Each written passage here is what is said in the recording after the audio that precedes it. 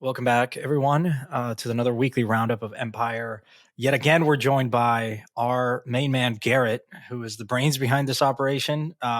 Jason is nowhere to be found, which is okay because, anyways, Garrett is, as I said, he puts these incredibly detailed notes. He has his eye and pulse on the market and all developments in crypto. So, Garrett, welcome back.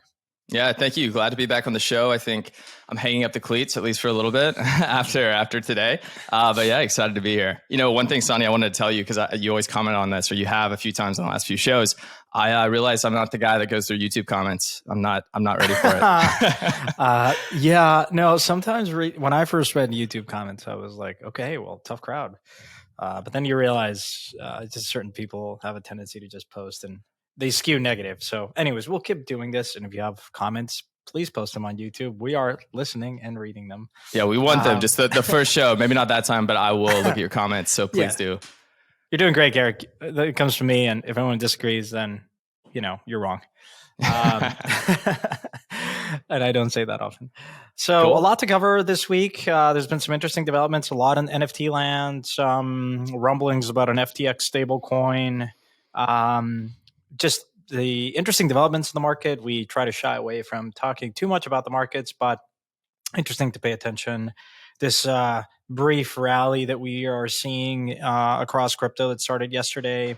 A lot of liquidations happening on FTX. I mean, it was I think the number one record day in terms of liquidations. Most of these people had short positions. And then there was this particular entity that accumulated 500 millions of ETH perp in a span of an hour or two, which is absolutely crazy.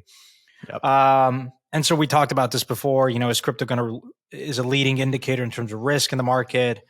And it was definitely interesting. Obviously hard to extrapolate from one data point. We'll see if this is just another, bear market brief rally or sustained.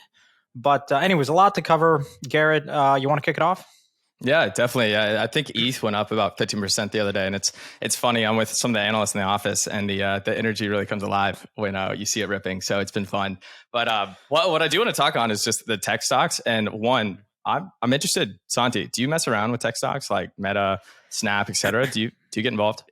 Not individually, as of late, and since forever, I didn't play in the market. It was purely private liquids, and just that was my game. Now I'm recently kind of dipped into certain strategies of going long the S&P and NASDAQ. Mm-hmm. I'm trying to cover my entry point there. But obviously a lot of these companies make up big components of the underlying indices. So it's been pretty interesting to observe Twitter talk about, hey, you thought your shitcoin's down 80-90%. Well, no different from a lot of the tech stocks out there.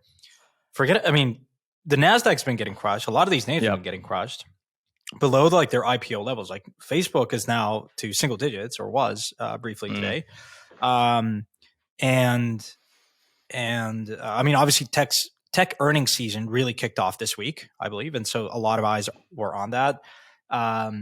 Facebook's down 20%, I think, over the last 24 hours. A 49% decrease in revenue year over year. And I think a lot of that was expected. They still missed their earnings, but it's a pretty big shock. And we talked about Facebook a little bit last week when we were talking about, I think we went to their Libra play, and then also touched on VR and Oculus. And it's interesting because you see a lot of pushback. One, it's like, Zuckerberg, you need to cut down your staff, and you also probably need to cut back on this metaverse spin, which a lot of people thought was a little bit too early, and just buying into it. I was listening to a podcast the other day with Lucky Palmer, who's the creator of Oculus, which was bought by Facebook. I'm not sure which year that was.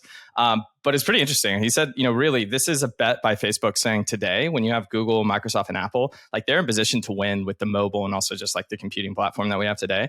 But Facebook wants to make a play there, but they don't really have an entry point. But they're making a bet that you're going to have immersive computing, which is just AR and VR. It's going to take center stage in the future. And that's why they made this bet, knowing it's going to be long term. And I thought one more interesting point from that is that Lucky said, a lot of people say this was not a successful investment, and one, it's long-term, right? But he said his payout was based over 4 years, and they had to hit certain goals and milestones on sales. And he said instead of 4, it only took 2. So Facebook actually did better, I should say Meta, than they even predicted at that time. So anyways, they're taking a big beating, but I'm a fan of Facebook, not with all their decisions, but I think they're pushing this space forward. So I'm excited to watch.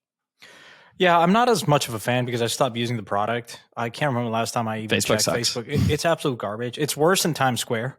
Like, I'd rather be in Times Square surrounded by all the tourists and like hot dog stands and all the chaos than open my face. It's like, I don't know what went wrong, but I think it's nonetheless Facebook. I will give credence to and credit because they've been early in predicting a lot of trends. We talked about this in the last episode. They were early in acquiring Instagram. Mostly everyone was shitting on them. So how can they pay $1 billion for like a photo filter app? And lo and behold, here we are.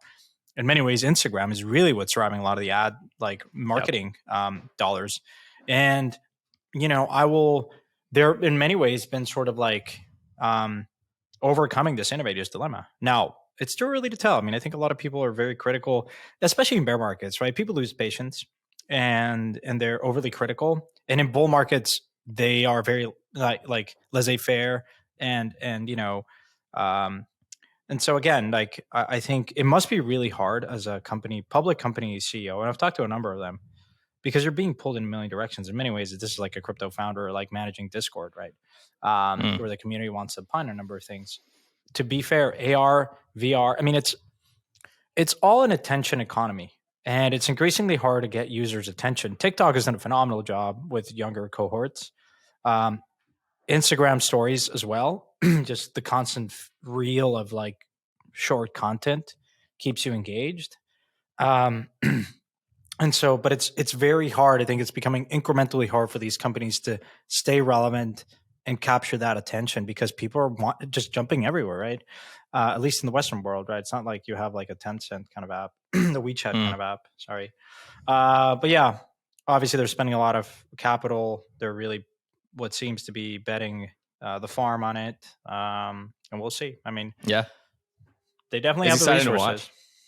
Sorry? Definitely. And you probably saw this from the all-time highs. I mean, Meta's down 72%, which is quite the hit. It's down before, like even past where they hit the crash during COVID.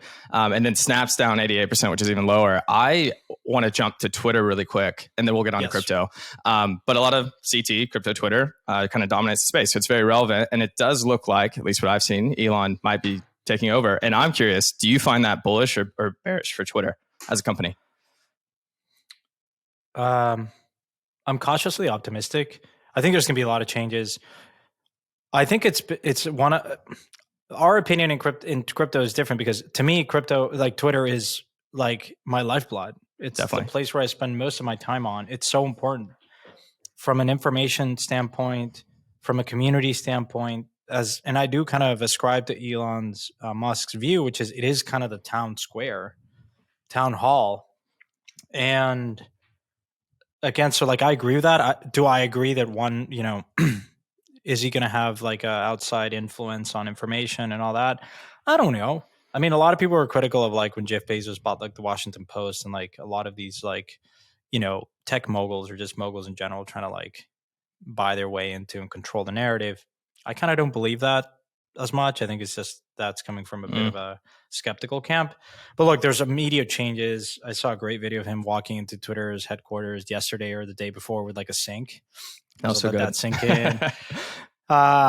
He's been very vocal around the working from home and cutting staff. And I have a lot of folks and friends over the years that have worked and gone through Twitter at some point. And I think it's a well-known fact in the Valley that it's a pretty bloated organization.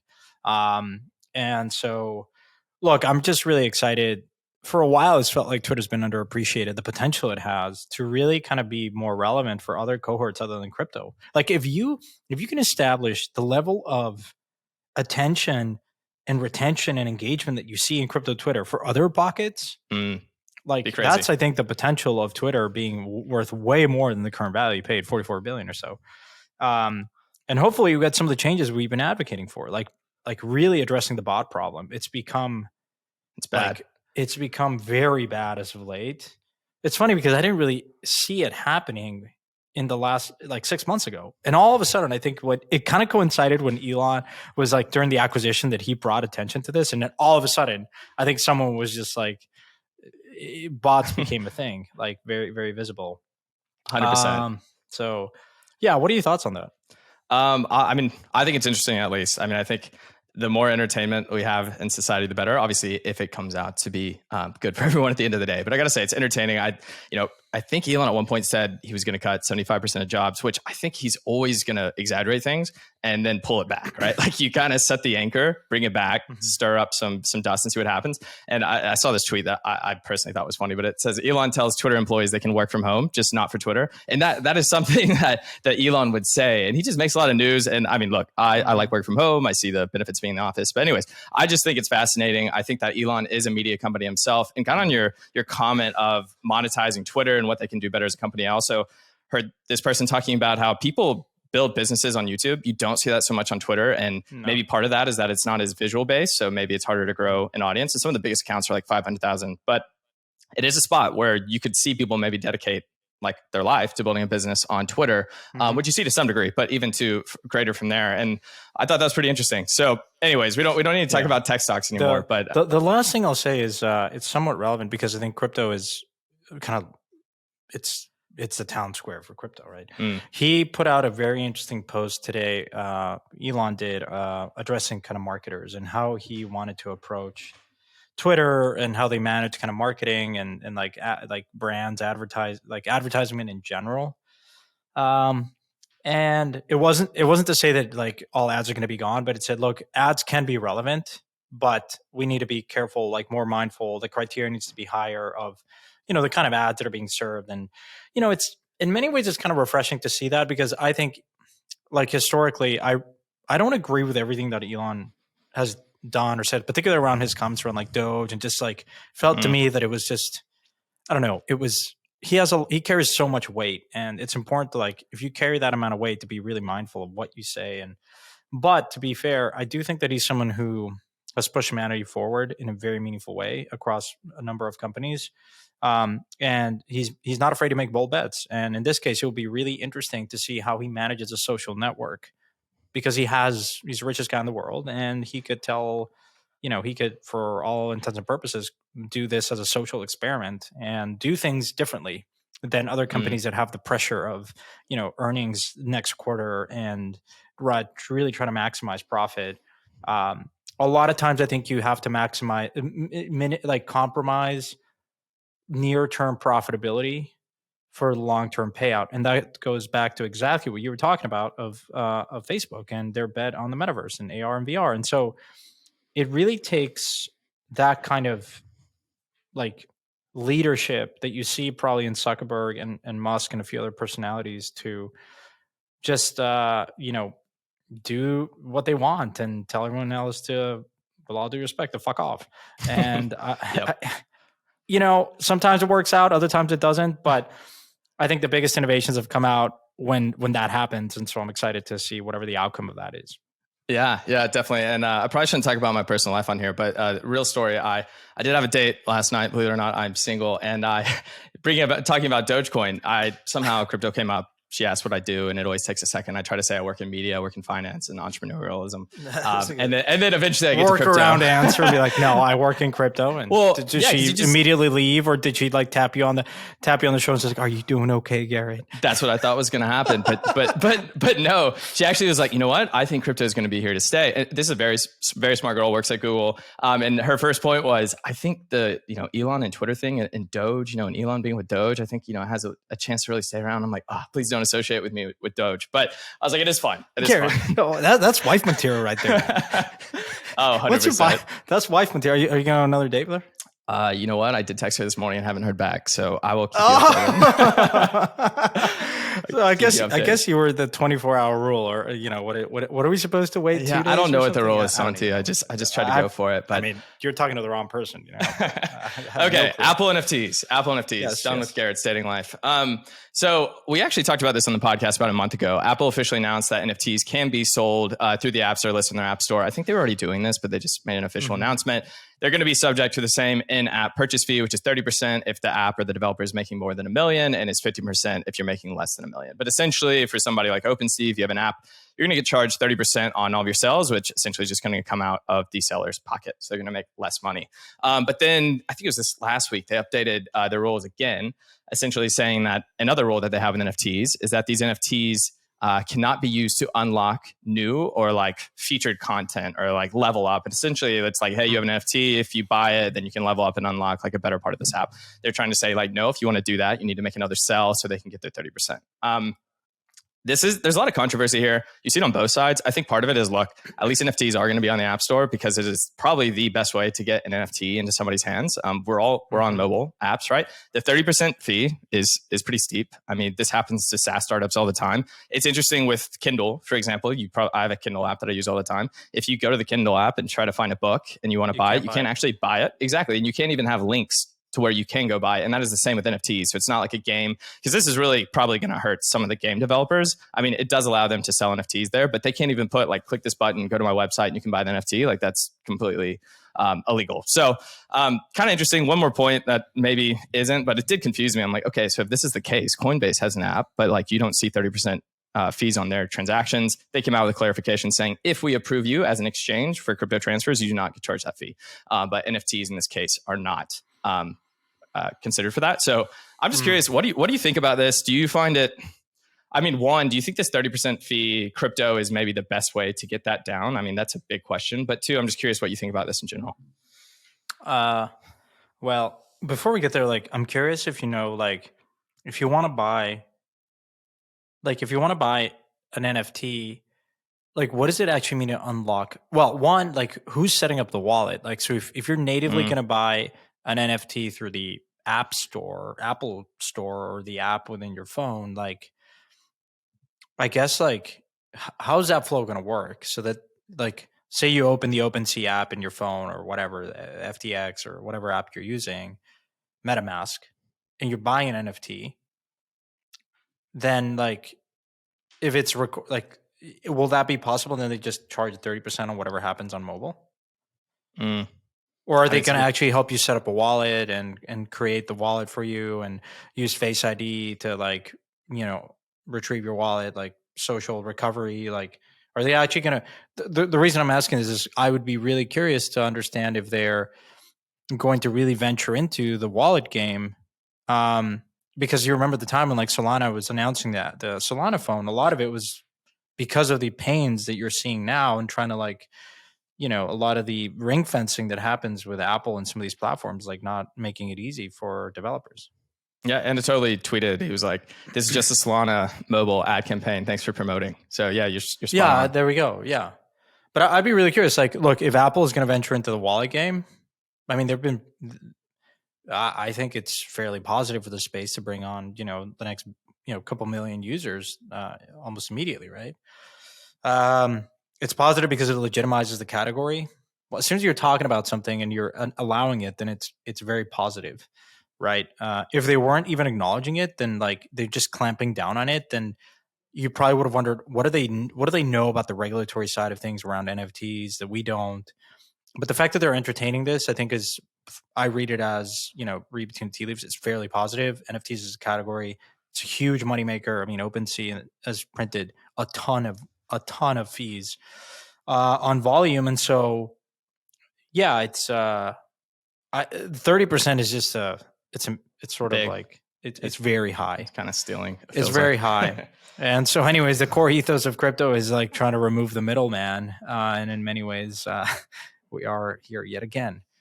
But well, you know what? Maybe Facebook's VR, their field will play out, and then we'll have a little bit more competition in the space. Because right now you have Android with their app store, and they just have adopted all these same rules. So you have two competitors going back and forth. And, like, I would have to think over time those fees go down, just like we think in crypto. When you have these liquidity protocols like Uniswap, et cetera, like those fees might go to zero, but you're going to have other ways to monetize. So I think that's the hope. Generally, like, yeah, we can complain about the 30%, and yeah, Apple's very difficult. Maybe they're going to get into antitrust issues because they are just really making it very hard from a competitive standpoint for a lot of these businesses, and 30% seems very high. But, you know, I do think that it's very positive because now you have at least a way to sell NFTs. This is important for games. It's important for NFT artists and creators and curators. And it is just, crypto is becoming, you know, more seamless to use and interact and enter this world. And that's positive. As soon as we remove friction, it's positive. So many people haven't really even tried or ventured into the space. And sure, not your keys, not your, not your money, not your NFTs. Yep. I get it, folks, but it's still very, very positive for the vast majority of users that have no interest or capability or sophistication to manage their own keys. If you have Apple all of a sudden create a wallet for you and secure that for you, then most likely it's for a lot of users out there, especially the ones that haven't even ventured into crypto, that's still positive because they get to experience the benefits of this technology, of NFTs, of gaming and everything. And sure, you're relying on a custodian in many ways to manage your keys or a social recovery system. So it's like being your own custodian and managing your own keys. I think we can all agree that it's fairly unrealistic given the current solutions out there that it's going to be suitable for mainstream adoption. We're going to need better solutions like Argent Wallet, which has social recovery systems and all that. Natively secured like keys in your like the secure enclave of your phone or whatever. I'm not sophisticated enough. No, but that's like right. That to me feels like a win. Yeah. 100%. I use Argent myself, and like you said, I don't know the actual tech details enough to say like this is as secure as something else, but I do love the experience and like social recovery. For anybody that doesn't know, it's like instead of having to write down your private key or some phrase, you can actually assign, say, 3 different friends, or maybe you have 3 different hardware devices or another MetaMask, et cetera. And it's just a way to get like 2 out of 3 or 3 out of 4. And if you get those parties to approve your transaction, you can recover your wallet, set limits on like, let's say you have a limit. You say, I don't want to spend more than $10,000 a day or 1,500, whatever it might be, unless I get permission from 3 out of 4 friends, which I think is pretty important. Here's a hack. What's that? If you're a game, then you most definitely want to go acquire users on mobile, but keep most of the activity to browser desktops. Right. Which I think is good, where a lot of the games that I'm an investor, this is the flow that they're envisioning. So, but mobile serves as a good customer acquisition. Now, if you kind of take the what's the name of the guy who did the like free to own concept? Gabriel Layden. Yeah, that guy. Yeah, or Gabriel. Well, borrow elements from that, and so okay, you want to charge us 30%? Fine. Give the user a free NFT. As a hook, and then have him claim it using and navigating and using his browser, right? And so 30% on zero is zero, folks. So anyways, there's a workaround around this, which is use NFTs as customer acquisition. Anytime you get a free thing, souvenir or whatever, it lights up your brain, your heart or whatever. And then it makes you incentivizes you to go check out whatever the game is or whatever the thing, is. And so if you're a game, give a free NFT to drop it to the user. He claims it on mobile, and then he goes to the browser to, this is in the same way, right? Is this a Kindle flow too, where you can buy a sample? You can click on your mobile to get a sample of the book or the audiobook. You can't buy it. You have to go, and there's no link, but you have to then go to the browser and buy the actual thing that you just listen to the sample. No different, folks. Get a sample NFT, a teaser, and then go on browser and then do everything that you want to do. Isn't that the flow? That's the flow. 100%. Yeah, it's all about reducing friction and talking about reducing friction. I want to just touch on the Reddit NFT kind of phenomenon that we've had this week. So I think it was back in this July, Reddit announced a collection of NFTs that they were going to launch. I think it was around 86,000. It's like an avatar collection, which they don't actually call NFTs. It's digital collectibles, which I have nothing wrong with. Nifty could work. NFT, no. Non-fungible token, like, no.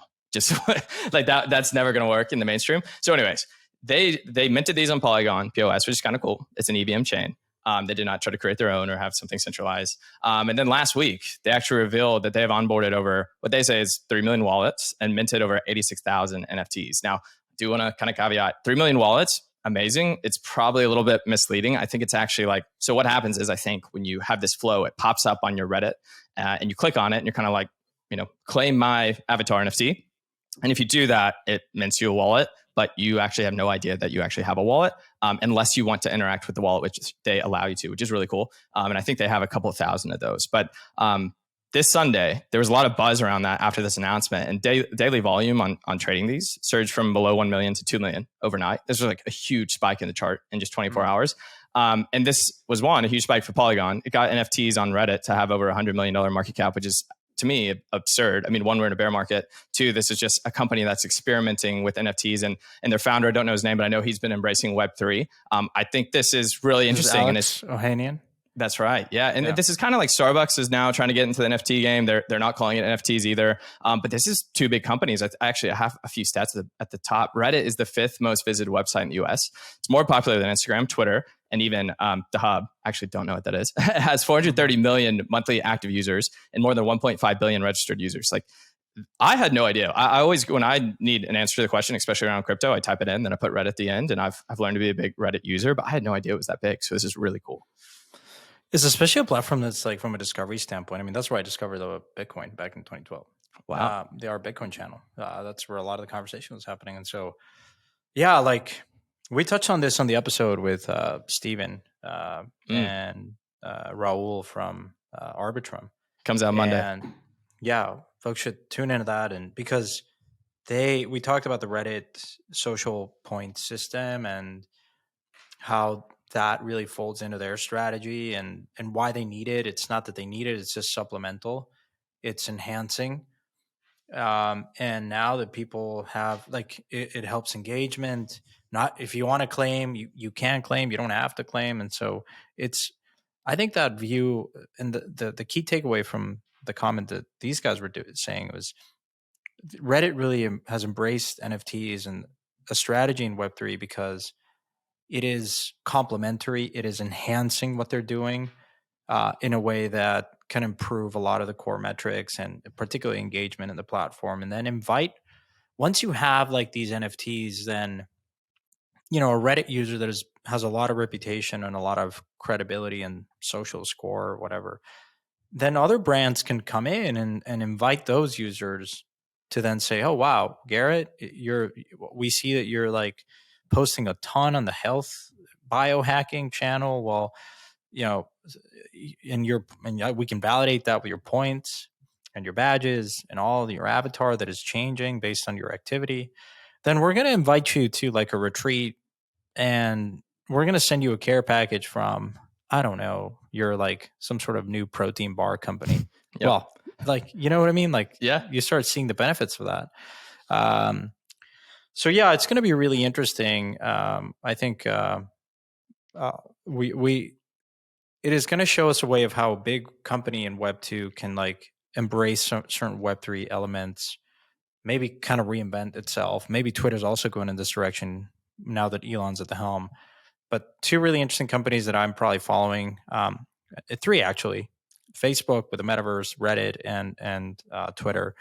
They're all moving in different ways and different strategies, but yeah, this is huge. I think the last thing I'll say on this is it's pretty interesting. The rebranding, digital collectibles, and also I was just on the phone with this portfolio company of mine, and we were talking about the potential to do stuff in the NFT space, and I said, well, why just stop with a profile picture like PFP? If you're a particular app and it attracts certain enthusiasts, and why not just build out the rest of the avatar, right? Not just the face, but like, the clothes and, all the different gear and all this stuff. And you don't have to like sell it all. It could be based on certain earned stuff in the way of like not bought stuff, which I think is really powerful. I think if users can have a very clear way of earning things based on certain activity that is like non-monetary, it really incentivizes people. It gamifies it in a very interesting way. So I think we're going to start seeing a lot of other brands like Reddit really embrace that strategy.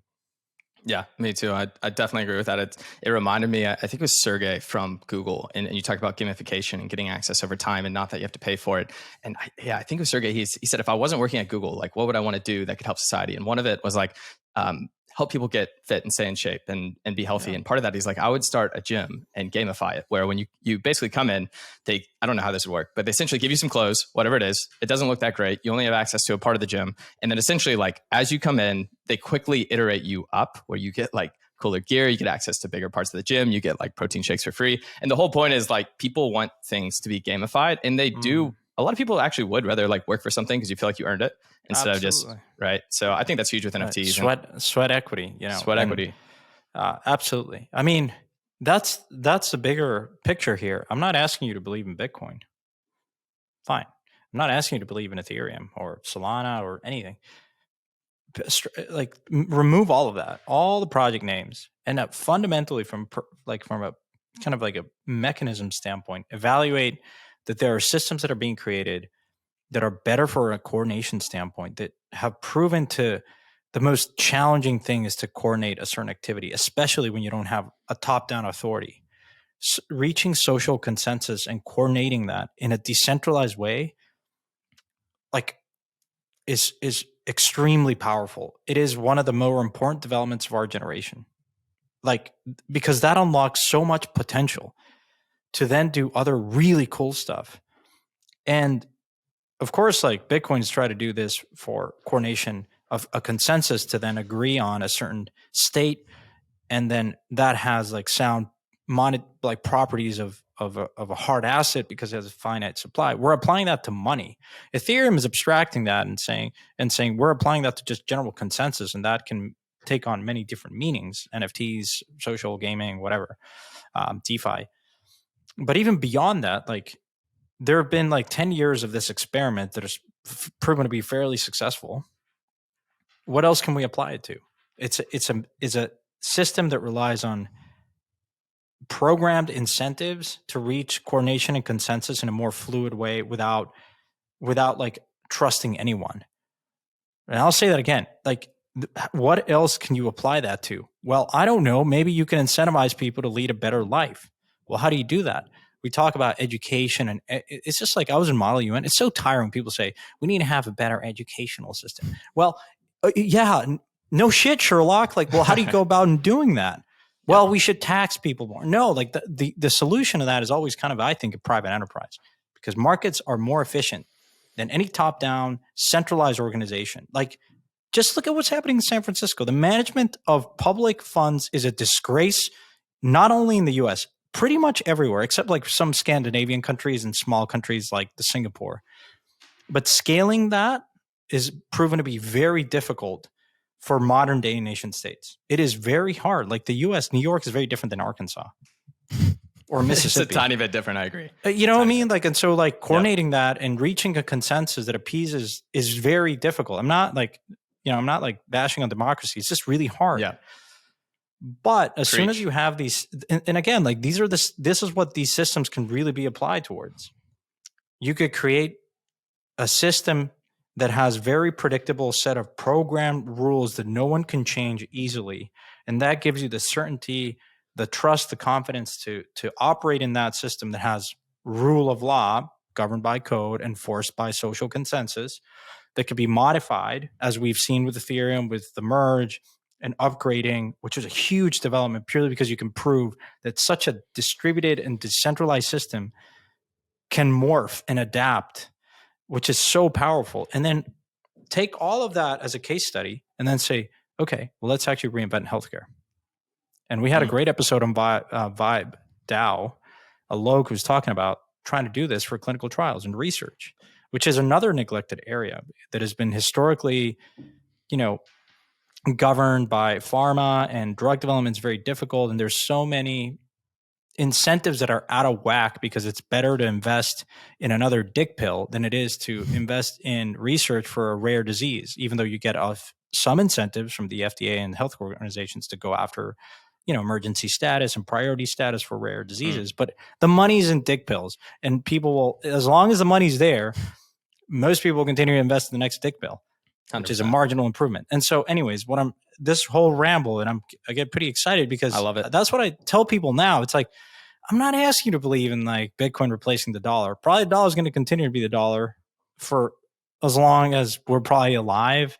Mm-hmm. But this is what led me to invest in StepN, for instance, because I talked to those guys and I said, God, yes. The first time I learned about crypto, I was looking at, I'm a runner and a cyclist. And so I use Strava a lot. I'm like, well, I mean, why can't you just give me like some sort of like, I have all these points, I have all this activity. It felt to me like they are leaving a lot of value on the table.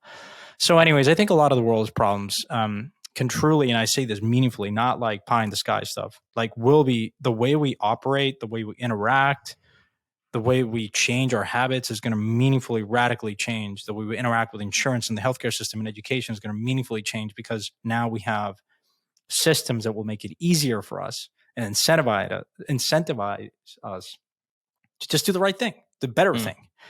I think everyone wants this improve. It's just difficult. Sometimes you need a little nudge here and there. Quote Richard Thaler, Nudge, great book. I always do a book recommendation. And I'm doing it early. Nudge by Richard Thaler, one of my favorite books of all time. It is. Yeah, I've read that book as well. It's amazing. And that wasn't a rant, Santi. That was really, really good. And I think a big part of this is education. That's one reason that we have this show, and there are other podcasts out there, because you have to look beyond crypto as just speculation or just meme coins, et cetera, and really get people to think about it in the way you just talked about. And I actually haven't read the piece yet, except probably the first 3 pages. But Matt Levine from Bloomberg came out, I think it was this week, with maybe 60,000 word essay about crypto, and it's like a manifesto. Yeah, it's huge. Have you seen that? I got a few of the groups that I'm about to center around, like this is your next book. Yeah.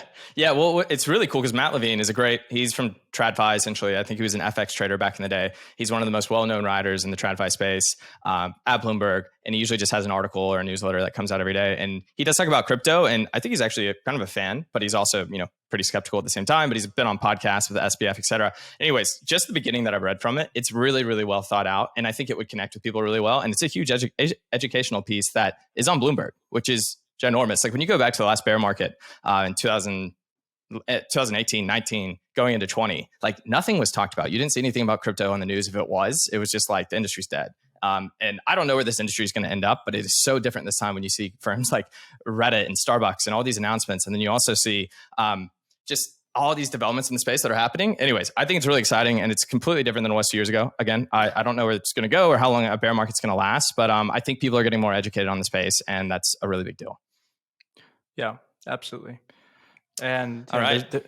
Should we, what else is there to talk about? I guess we have the FTX stablecoin. We have a few other developments here and there, but we can go quick through this. I don't think there's a ton we have to touch on, but we'll just do it. We'll do it for the audience. FTX, SBF announced, he didn't officially announce, but supposedly he was in the interview, that FTX is working on a stablecoin, and he hinted that an announcement will come out soon. There's already a lot of exchanges that do this. Coinbase with USDC, with Circle, you have Binance, BUSD, Gemini, GUSD. One comment, GUSD had 8.5% yield if you just staked your Gemini, GUSD, which made no sense, and now it's 5.9%. So I'm really curious how these firms are like subsidizing their stable coins. But one thing is like SBF has made a ton of moves during this bear market. They acquired BlockFi, which I don't know the price. It's up to 240 million, but who knows? It's like based on a payout system.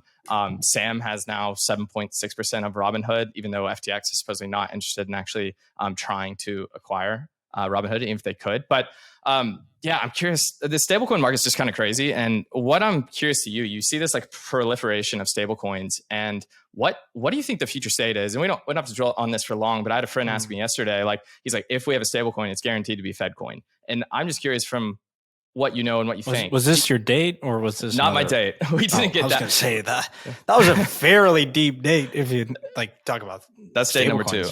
That's date number 2. But will it be FedCoin? Or do you see something like aggregating at a bank level where you have something more like USDC that, because today like money is essentially aka printed, not really printed in quotes, printed at banks. And do you see that being the future if a like stablecoin is adopted?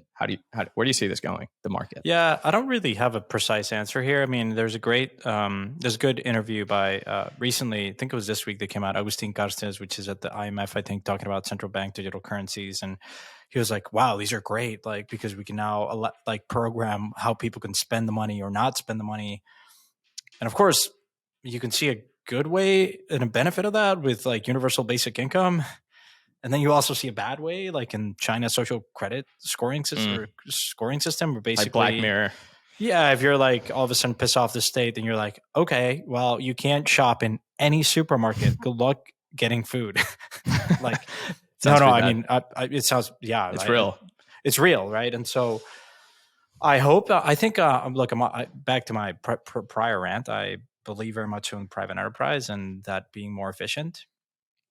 If you're like I guess if it doesn't really matter, because like, okay, you can have a FedCoin, a central bank digital currency, but at the end of the day, if you're a USDC fully backed collateralized stablecoin one-on-one, so there's like a dollar there that like represents it. It's just a digital receipt. Then you can still do monetary policy, no problem, right? I mean, it's just like whatever. It's just like a digital receipt that's in circulation, right? At the end of the day, that dollar exists, and so a central bank like or the Fed would still like it because it increases the demand for dollars. Like imagine today, now you see inflation and all these like the FX market is in whack. Like this year, you look at the yen at an all-time low, it's at 150, 160. You look at the pound recently, it went all the way to 107, like historical level low. You look at the euro, went all the way to 96 cents, 95 cents, like 20-year lows for some of these currencies. Like if you're a company or you're a normal consumer, you have liabilities in dollar denominated debt or whatever, like, or you just want to store your wealth, like stablecoins are like US denominated stablecoins, which is like, by the way, the most pervasive one, is a fantastic vehicle and instrument. Like, I mean, it's great, right? You want to hold dollars now, like none of this financial advice or any advice for that matter, but you feel pretty comfortable still holding a dollar. Like now all of a sudden with stablecoins, whether it's a USDC or FedCoin, like, it makes it all of a sudden like very easy for people. Now, I think that like the FedCoin is probably going to be used more for like the internal domestic economy. Mm-hmm. Like if you're getting like, during COVID, you got a relief check. Well, maybe you're going to get that not in USDC, but you're going to get a FedCoin, right? You're going to pay your taxes. Maybe you're going to pay it through the FedCoin or whatever, like, or tax withholdings, all these things, domestic, it's probably going to be a FedCoin. International, and for a lot of other things, USDC. Yeah. I agree with that for the most part. It's gonna be really interesting. I think you're seeing like protocol specific stablecoins popping up too. Between like you have Aave, you have Frax. I think there's plenty others working on it as well. And it's hard for me to see that working long term because it just is a terrible UX for any user unless a wallet can completely abstract that, which we know going forward, just like Reddit's doing, it's abstracting the NFT wallet like creation process completely. But that's something that works and it's going to be brought there. But I think it's probably going to aggregate around a few. And I do think you want choice. We talked about this last week. I think the biggest thing in crypto is switching costs and just having the choice if you want to opt out of something, which we talked about Twitter a little bit ago too. And I said you could build a business there, like a multi-$100 million business, but you could get rugged off the platform, right? And that's something where crypto can come in and actually try to help solve that. Yeah. Well, it's this idea of legal tender. Like I think like USDC might be deemed a legal tender if it's like approved within a approved list of stablecoins. But if you have not a dollar denominated or like fully backed coin, then you may not be a legal tender. And so at the end of the day, I always think stablecoins, and I've dabbled in a lot of these for better or for worse, including, the early days of like Basecoin. Basis, which got shut down. It got like and then like all the kind of other ESD, DSDs of the world. I was an investor in Frax, and obviously know Aave quite well. And so, look, at the end of the day, I didn't touch Terra, but I will say, like, look, I think my early conclusion in stablecoins is that usability drives stability. Again, usability will drive stability. And I think we're long past this idea that like incentives and some sort of financial engineering can work your way through building confidence in a system without getting meaningful usage other than financial speculation and leverage, recursive yield farming.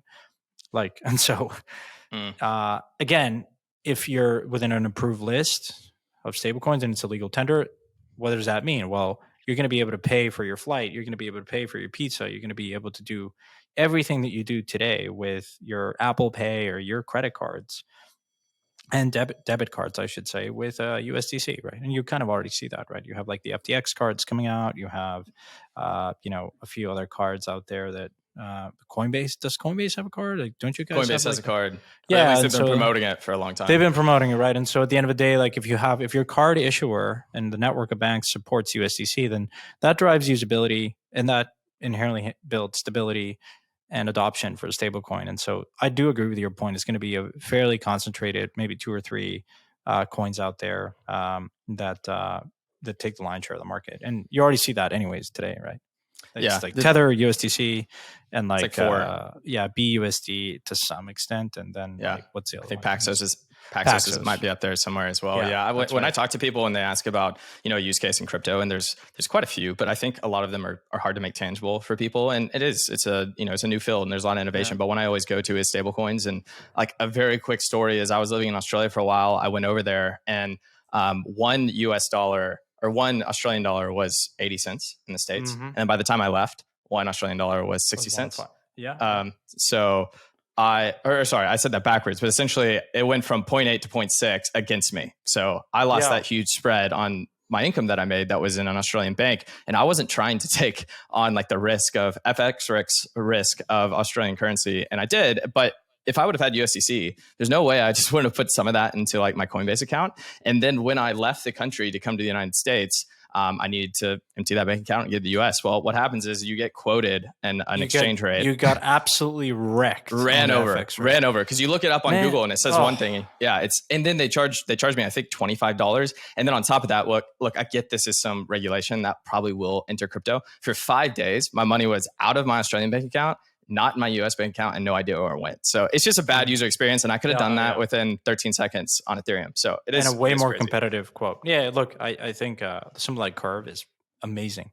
Being able to trade for stable coins and like being able to trade against FX. The FX market just pisses me the fuck off. I'm sorry, but every time I go to a country and they're asking me to, you always forget, right? You always at the airport and be like, oh shit, I should probably get some currency for the taxi or whatever. And that's when they get you. They always get you. And you're like, to me, I kid you not, I was thinking about building a better remittance system where you can send money cross-border using SMS and like ATMs, local ATM network. And then I discovered Bitcoin. I'm like, oh, this is what I need. This is it. Right.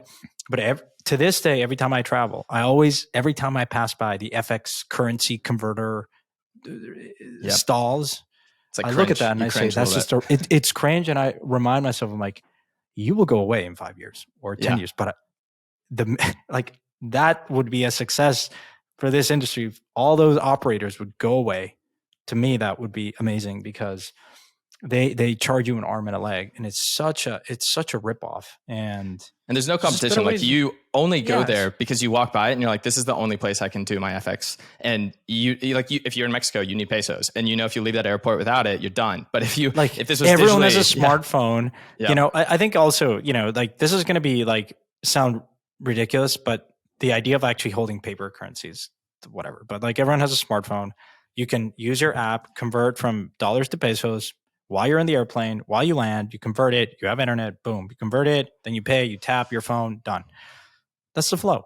There should be no cash in New York City. I've only been here for 2 months now, but it's really big. You go a lot of places and they only accept cash. It's interesting. I mean, we kind of know why, right? But you know why. Yeah. Okay, I'm just gonna. Hey, we only take cash at Blockworks conferences. Now that if you want to pay for your Blockworks subscription research, by the way, next week you're gonna get an inner look at a new podcast that is launching. And very excited from the research guys. I won't be here most likely, and so you can only pay in cash. Yeah, some of those guys have been on here before. Send us cash, wads of cash to your office in Manhattan, or my address. Either way, I'm pretty good with money. I can handle it. Yeah.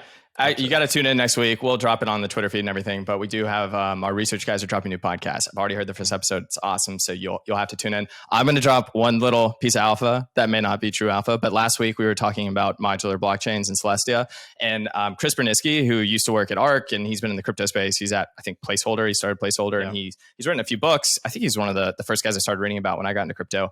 He just had this tweet yesterday about the SVM, which is the Solana virtual machine. And then, you have the EVM, the Ethereum virtual machine. And he's saying, watch this space because you're seeing a lot of different protocols raise money that are just execution layers using the SVM, which I don't know all the technical details, but is more performant in some ways, at least, than the EVM. It allows parallelization. So it's multi-threaded instead of single-threaded. But the big point of it is they're able to innovate very quickly because when you saw the EVM Ethereum, then you had Avalanche and all these EVM chains pop up like Phantom, they were building monolithic chains that did the execution, the data availability and the consensus, and also had to build up the security. But you're seeing a lot of these SVM new chains launch, but they're just doing the execution, and that allows you to spin up and innovate faster. So one, I just think it's interesting to watch the SVM, and it's really cool to see by breaking these down into modular pieces, you can innovate faster. Is that alpha? that was alpha. Maybe. We'll find out. We'll find out in a few years. Santi, anything else you want to talk about before we close? I think Santi froze on me. If Santi comes back, we may continue, but we pretty much need to wrap this up anyway. So Jason will be back next week. He's going to be back from his vacation and also his wedding. So excited to have him back on. Maybe I'll join from time to time. And everybody, thanks for joining. See you next time.